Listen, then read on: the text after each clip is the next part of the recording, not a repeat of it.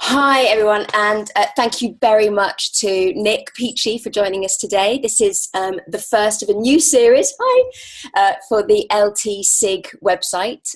We're having a relaunch, and Nik has very kindly offered to come along and do our first of a new series called 3x3, where we ask three questions in three separate short interviews. So this is the first one kicking off today.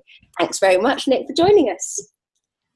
Oh, it's a pleasure to be here, and I'm flattered to be the first one to be asked. Of course. Well, who else? Now, well, I can think of a list of people, actually. Yeah, that's true. Yeah. Sorry for everyone else who's coming next. And yeah, ignore that. I'll edit that out.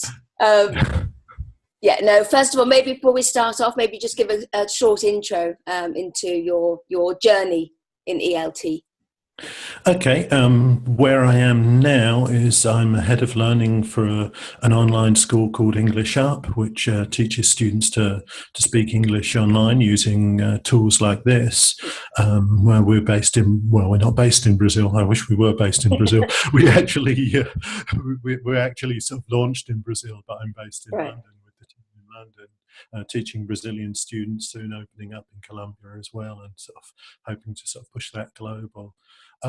My entry into English language teaching was kind of a bit odd, I guess. I started off teaching by teaching the guitar in a prison, and got interested in teaching, and sort of did a CELTA course in Cairo back in '92, and got more interested in the teaching than guitar playing, and ended up spending the rest of I guess it's going to be the rest of my life doing things to do with English language teaching.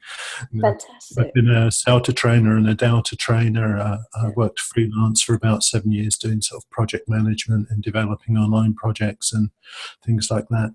Got really interested in technology when I had my first daughter, because I was living abroad and wanted to keep her in touch with sort of her sort of first language culture, and saw the way that she sort of grew up using a computer and for communication, and how it developed her, and did a master's in educational technology at Manchester, and got hooked on this technology stuff, really, I guess. So, yeah.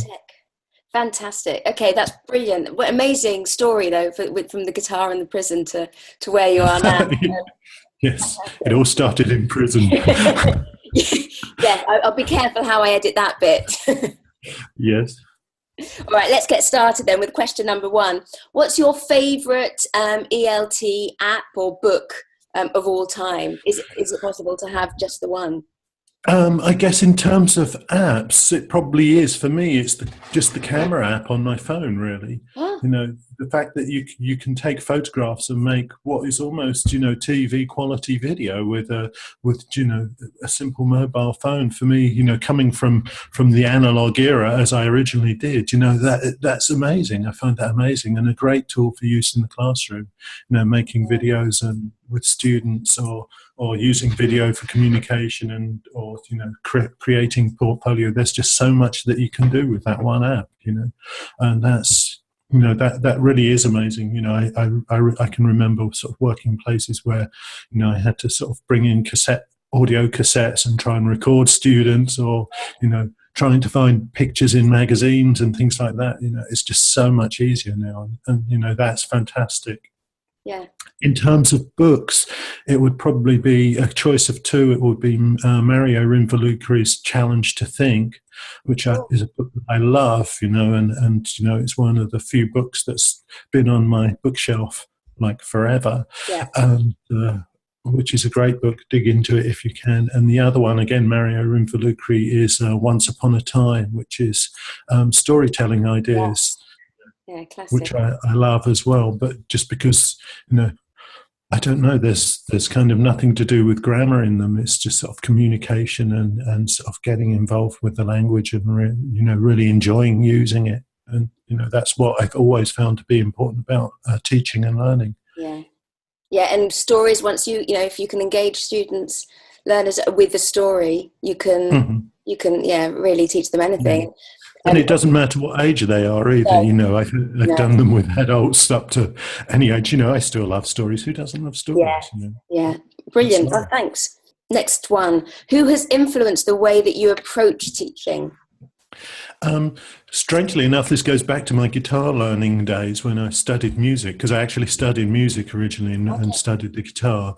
And I had a couple of guitar teachers who were kind of magnificent players, but weren't the best teachers. But I had one guy, my first guitar teacher was a guy called Nik Peachey, who probably no one's ever heard of, I'm sure. But he taught me to play the guitar without ever taking his guitar out of the case. He taught me how to learn and how to figure stuff out for myself, and that's something that I've sort of carried with me through my teaching, is this ability to be sort of an autonomous learner, Yeah. and how to help our students be autonomous learners. I think is really important. Yeah, giving them ownership of their own learning. Mm-hmm. Yeah. Yeah. Okay. And finally, because you are an amazing blogger, you've got so much. I don't know how you find the time to do it all, but what would be your top tip for somebody who's new to blogging? My top tips, I think, are have something to give.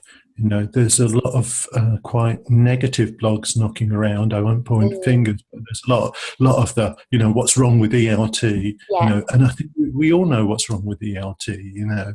Mostly it's the money, but have something positive to give. Do something about it. If you think there's something wrong with ELT, publish a blog that offers a solution, not just hashes over the problems again. I think that's important. Yeah, I like it. Yeah. Be disciplined, set yourself up with a schedule and make sure you keep doing it. There's loads of blogs out there that don't get past, blog post number sort of 4 or 5 because, somebody had a good idea once, wrote 1 or 2 articles, and then it just kind of drifted out. How do you organize yourself? Do you have, a daily schedule?